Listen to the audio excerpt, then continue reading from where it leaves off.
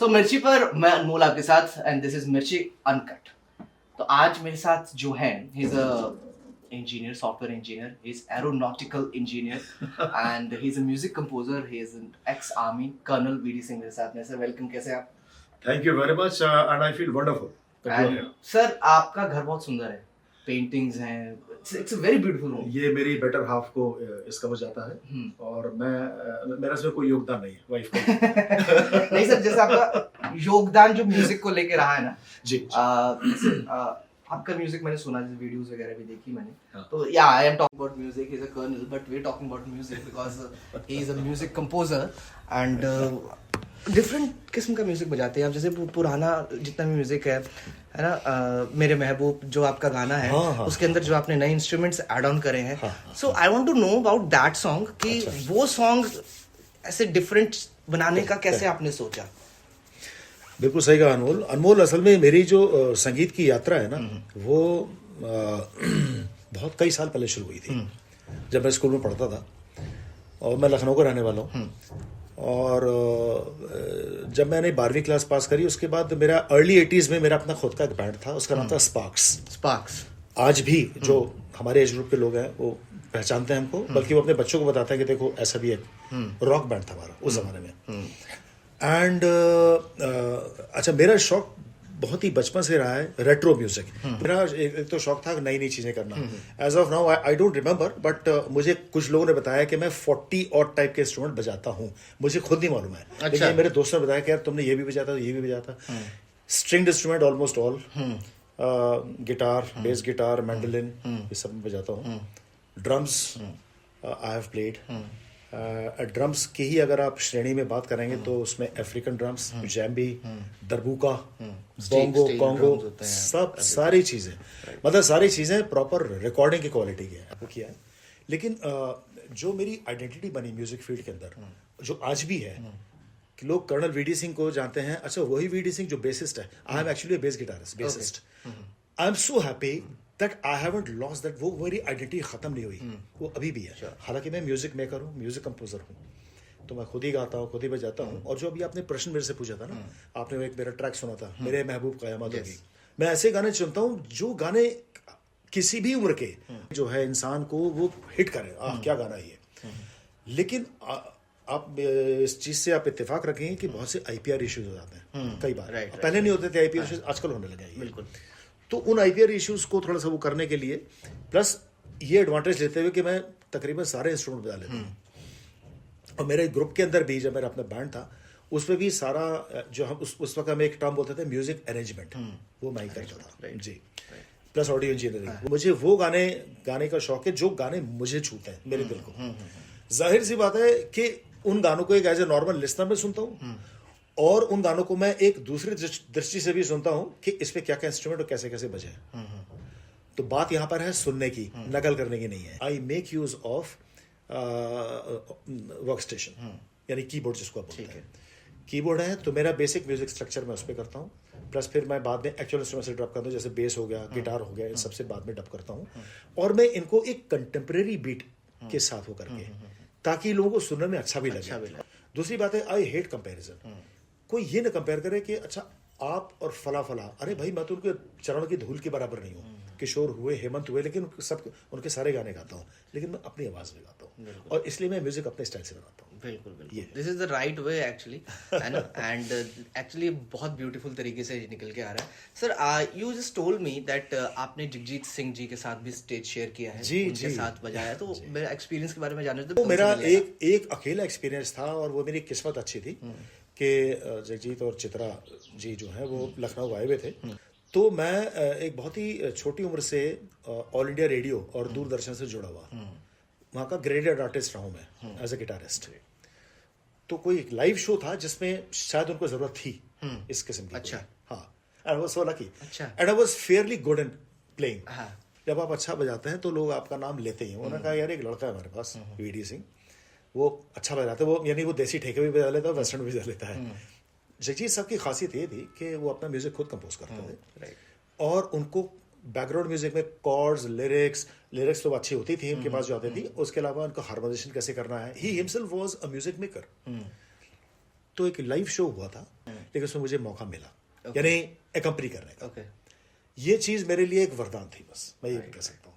Right. सो अभी आपकी भी नई एल्बम आई है, राइट? जी, म्यूजिक वाली। मेरी आप बिल्कुल सही कहा आपने। ये भी मेरा जिंदगी का एक माइलस्टोन है। अच्छा। 27 अगस्त को ये रिलीज हुई है और इसका नाम है Tibetan jazz fusion music. Okay.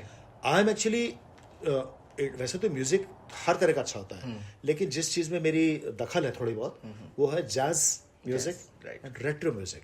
पुराने जमाने का 50-60 साल पुराने, उनको किस तरीके से रिक्रिएट किया जाता है। एक तो वो हो गया, एक हो गया मेरा खुद का बनाया हुआ। एक इंटरेस्टिंग चीज मैं आपको बताऊं अनमोल, कि मैं मेरी लास्ट पोस्टिंग लद्दाख में थी। 2017 में मैं रिटायर हुआ। 2015 से 17 के बीच में 2 साल में वहां पे था। और मैं कहीं भी जाता हूँ, फौज में तो होता है ना, हर 2 साल में हम जाते रहते हैं उधर उधर। वहां का मैं कल्चर को समझने की कोशिश करता हूँ, which is a good thing. तो मैंने वहाँ पे जाके देखा कि तिब्बतन म्यूजिक जो है उसका वहाँ पे बहुत लोग अच्छे से समझते हैं। बाहर के लोग शायद इतना नहीं समझ पाते होंगे, लेकिन जब आप प्योर तिब्बतन म्यूजिक की बात करेंगे तो वो लोगों की समझ के थोड़ा सा परे हो जाएगा। अच्छा। तो मेरी वेस्टर्न म्यूजिक की नॉलेज, मुझे क्लासिकल वगैरह कुछ नहीं आता। In fact I am untrained singer. मुझे किसी ने कुछ नहीं सिखाया है, मैं सिर्फ भगवान की मतलब actually raw singers are the most beautiful ones, क्योंकि उनको वो आ जाता है ट्रेनिंग जो माइंड में होती है ना, वो थोड़ा सा हो जाता है। आई एम नॉट सेइंग कि trained singers are not good, but जो रॉ होते हैं, जिनको पता होता है कि बचपन से गा रहे हैं या फिर गाने का शौक रखते हैं और बहुत अच्छा गाते हैं, वो बहुत सुंदर निकल के आते हैं। बिल्कुल बिल्कुल बिल्कुल। तो वो जो कहते हैं ना, दिल से जो आवाज होती है, बिल्कुल उनका एक बहुत टिपिकल म्यूजिक होता है। This is all Tibetan music. उसको मैंने बहुत करीब से सुना और कोशिश किया कि मैं उसको कितना एब्जॉर्ब कर सकूं। वो करने के बाद फिर मैंने पैंडेमिक के जस्ट पहले, ये मुझको प्रॉपर रिलीज करवानी थी धर्मशाला से या लेह से। ओके। क्योंकि वहां पे मेन सेंटर थे, लेकिन वो नहीं हो पाया किसी वजह से। बहरहाल वो मैंने कम से कम 15-20 ट्रैक्स बनाए थे। उसमें से जो 10 मुझको बेस्ट लगे वो मैंने भेजे जी। और वो ऑडियो ट्रैक्स हैं 2-2, 3-3 मिनट के। उसमें एक चीज मैं आपको बताऊं अनमोल, कि जो इंस्ट्रूमेंट तो मैंने सारे वो बताए जो मॉडर्न है, यानी इसमें ड्रम्स भी हैं, गिटार भी है, बेस गिटार भी है, कीबोर्ड भी है, लेकिन जो उसके अंदर सैंपल्स हैं, वो सैंपल्स का इस्तेमाल मैंने किया तिब्बतन। ओके। क्योंकि आजकल डिजिटल एज है ना, you get samples of all instruments. Tibetan instrument होता है, उसको बोलते हैं द्राम्येन। द्रामेन। हाँ, द्राम्येन। जैसे कि तिब्बतन म्यूजिक में क्या होता है, स्पिरिचुअलिटी बहुत होती है। Obviously everything starts with the gong.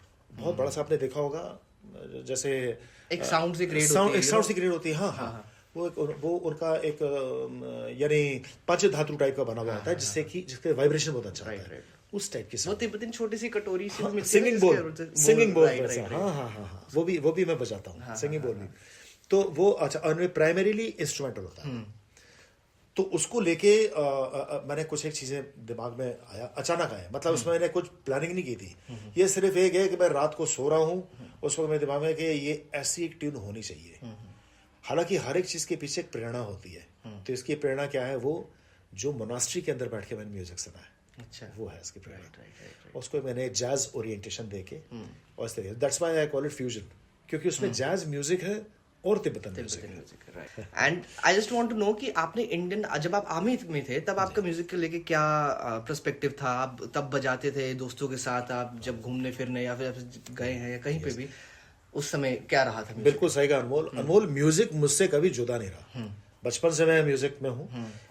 In fact मुझे अच्छे से ध्यान है कि मेरा म्यूजिक के अंदर जो घुसना स्टेज परफॉर्मेंसेस शुरू हो गई थी जब मैं शायद 8 साल का था। अच्छा। हारमोनिका आज भी बजाता हूँ। 8 साल में? 8, यानी जिसको आप माउथ ऑर्गन बोलते हो, वो मैं तब से बजा रहा हूँ, जो पुरानी फिल्मों में बजाते हैं। हाँ, वो मैं आज भी बजाता हूँ। I still perform on harmonica. तो जो भी इंस्ट्रूमेंट मैंने उठाया उसको कभी छोड़ा नहीं। जो म्यूजिक है, उस म्यूजिक ने मुझे स्ट्रेस से अलग रखा हमेशा। मेरे लिए म्यूजिक ने एक मेडिसिन का काम किया। आप आज आप देखिए, जितने भी आपके शोज होते हैं टीवी वगैरह के ऊपर, उनके ऊपर आप ज्यादातर देखिए पुराने ही गाने चलते हैं। राइट। और लोगों को पसंद पुराने गाने आते हैं। हाँ। अब जैसे है अपना दिल तो आवारा, अब ये गाने सोचिए आप लोगों की जनरेशन, ठीक है, वो भी पसंद करती है और हम भी पसंद करते हैं, और हमसे 2 जनरेशन पहले के गाना है एक्चुअली। तभी तो ओल्ड को गोल्ड कहा जाता है। Old is gold. गोल्ड कभी भी पुराना नहीं होता है ना। सिर्फ उनको यह है कि मैं उसको एक नया टच, कहते हैं old wine in new bottle, वो करके करता हूँ। Right sir. और एक्चुअली में क्या होता है कि पुराने गानों में ना वो सुर ताल का पता ही उसमें लगता है। हाँ। नए गानों में अब ऐसा, मैं भी सुनता हूँ नए गाने, टू मच ऑफ इलेक्ट्रॉनिक्स आ गई है। हाँ। Automation, electronics. आज का कोई भी गाना होता है ज्यादातर, आई एम नॉट सेइंग, जैसे कि मैं आजकल के अगर सिंगर्स में, मैं अरिजीत सिंह का बहुत बड़ा फैन हूँ। राइट। एक अलग ही उसकी बात है। बिल्कुल। ऐसे ही मैं केके का फैन रहा हूँ। केके के गाने, इनफैक्ट मैंने केके के खत्म होने के बाद गाने शुरू किए, मैंने कभी केके गाने गाए नहीं सुने नहीं। तो और most of the people has done this कि भाई केके के गाने उनके जाने के बाद लोग ज्यादा सुनते हैं। ज्यादा सुनते हैं लोग। मैं उनमें से एक हूँ। अच्छा। तो गाने का जो भी है, कोई भी पूछता है कि आपको कहाँ से ये आया, बेसिकली मैंने इनहेरिट किया है मेरी माँ से। My mother was a very good singer. वो टैलेंट मेरे अंदर डीएनए के थ्रू ट्रांसफर हो गया। तो I am a self made musician, self made singer. कोई भी नया इंस्ट्रूमेंट आता है मैं उसको उठा के बजाने की कोशिश करता हूँ, और फिर मैं मतलब बजाना शुरू भी कर देता हूँ। तो क्यूरियोसिटी होती है एक्सप्लोर करने, उसमें क्या है actually. I just want know कि आप आजकल के सिंगर्स की अगर हम बात करें, जैसे अरिजीत सिंह की आपने बात करी कि यू लाइक हिम, उनके अलावा आप किन किन को सुनते हैं आजकल की बात करें अगर हम, if you listen to the music? मैं ज्यादातर जो सुनता हूँ तो पुराने ही गाने सुनता हूँ, फ्रेंकली स्पीकिंग।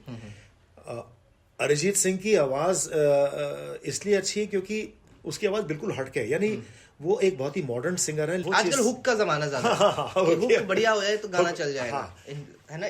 मैंने कभी इसकी कोशिश नहीं की। मैं आपको बताऊं अनमोल के, मेरा जो यूट्यूब चैनल है वीडी सिंह 8 के नाम से है। ये यूट्यूब चैनल मैंने शायद 2004 या 5 में शुरू किया था, जब यूट्यूब शुरू हुई थी तब। अच्छा।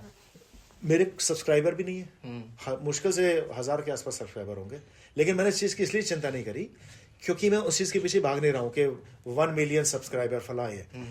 मैं गाता हूं अपनी खुशी के लिए, और उस खुशी को मैं दूसरों के साथ बांटना भी चाहता हूं। जिसको अच्छा लगे वो सुन ले। राइट। सो सर, अब लेह लद्दाख जैसे आपने बात करी, वहाँ का तिब्बतन म्यूजिक है, वो आपकी ऑडियंस है अच्छी तरह से तिब्बतन म्यूजिक को समझती है। सो व्हेनेवर यू परफॉर्म, तो आप अपने माइंड में क्या लेके जाते हैं कि आप मुझे कैसा परफॉर्म करना है, सही ऑडियंस है? बिल्कुल सही है ना। देखिए, ये बहुत इंपॉर्टेंट चीज आपने पूछी है। कहीं भी परफॉर्म, मान लीजिए मैं यूथ फेस्टिवल में परफॉर्म कर रहा हूँ, तो मुझे उस किस्म के गाने उठाना है। अब मैं वहां पे कुंदनलाल सहगल के गाने नहीं गा सकता, ठीक है? मुझे गाने पेपी गाने हैं। पुराने गानों पे इतनी मैंने रिसर्च की हुई है कि मैं उन्हीं को हिप हॉप टाइप में कर देता हूँ, सोल म्यूजिक, क्लब हाउस, इस टाइप के बीट्स के ऊपर मैं करके गाने वही पुराने गाऊंगा, लेकिन उसकी बीट जो होगी कंटेम्प्रेरी टाइप की बीट, वो लोगों को पसंद आता है। तो ऑडियंस देखी किस किस्म की है, और फिर वैसे गाने शुरू किए। लेकिन उसमें भी चॉइस मतलब मेरे अपने हिसाब से है। मैं हल्के फुल्के मीनिंगलेस गाने कभी नहीं गाता हूँ।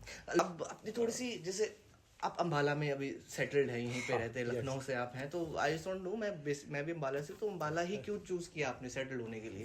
बिल्कुल। ये असल में हम फौजियों की एक आदत होती है कि जहां पे आप ज्यादा टाइम बिताते हो, जैसे मैं जब बाहर रहा हूँ, यानी वैली में रहा, फील्ड एरिया में फैमिली नहीं रह सकती। सो मेरी वाइफ और मेरी 2 बेटियां, तो मेरा मैक्सिमम टाइम जो है यहाँ पे बीता है, यानी उनको मैं अंबाला में छोड़ा और मैं आगे चला गया। अच्छा। और दूसरी बात है, अंबाला जो है it started growing on me. छोटा शहर, अच्छा शहर, आर्मी, एयरफोर्स, सब लोग, एक बहुत अच्छा कल्चर है, मतलब यहाँ पे कोई लफड़ा नहीं है, यू आर सेफ। राइट। तो इसलिए ये अंबाला हमको अच्छा लगा। सो सर, अब आगे क्या है, आप क्या क्या एक्सप्लोर करना चाह रहे हैं? मेरा मैं कभी भी लंबी चौड़ी प्लानिंग नहीं करता हूँ Anmol. I am a very random kind of person. मैं रैंडम, मैं एक्चुअली रैंडम, मैं एक जो कहते हैं ना झक्की टाइप का इंसान, दिमाग में कोई चीज आ गई, शुरू कर दिया उसको करना। तो मैं बहुत लंबी चौड़ी योजनाएं बना के नहीं चलता हूँ, लेकिन इतना जरूर है कि मुझे इस एल्बम से मुझे ये मेरा एक माइलस्टोन है मेरी जिंदगी का, तो उससे मुझे प्रेरणा मिली। अब मैं सेकंड एल्बम पे काम कर रहा हूँ, वो भी तिब्बतन जैज एल्बम है, लेकिन विद अ लिटिल डिफरेंस। और उसके बाद जो मेरा जो विचार है काम करने का, वो है कि एक पुराने सॉन्ग्स को टोटली जैज ओरिएंटेशन देके, यानी उसमें सारे होंगे, किशोर साहब के, रफी साहब के गाने होंगे, बिल्कुल जैज ओरिएंटेशन के साथ। जैज से अलग किस्म का अलग किस्म का म्यूजिक होता है, उसके साथ मैं अपने बनाऊंगा। उनके सारे गाने में गाता हूँ, मेरे YouTube चैनल पे भी हैं, लेकिन उनको एक नए तरीके से मैं री रिकॉर्ड करूंगा। फॉर्चुनेटली मेरा अपना होम स्टूडियो है, तो मुझे डिपेंड नहीं करना पड़ता कहीं इधर उधर, मतलब मैं स्वतंत्र हूँ, आराम से ऑन टाइम में। रात को 12 बजे कुछ दिमाग में ख्याल आया, उठ के रिकॉर्ड करना शुरू कर दिया। Right. Thank you so much, sir. It's been a very, very actually learning process for me. बहुत कुछ सीखने को मिला. इतने सारे इंस्ट्रूमेंट्स के नाम भी नहीं पता मुझे. इतनी सारी टर्म्स मुझे सीखने को मिले. हमारे लिस्टर्स को, हमारे व्यूअर्स को सीखने को मिला. Thank you so much.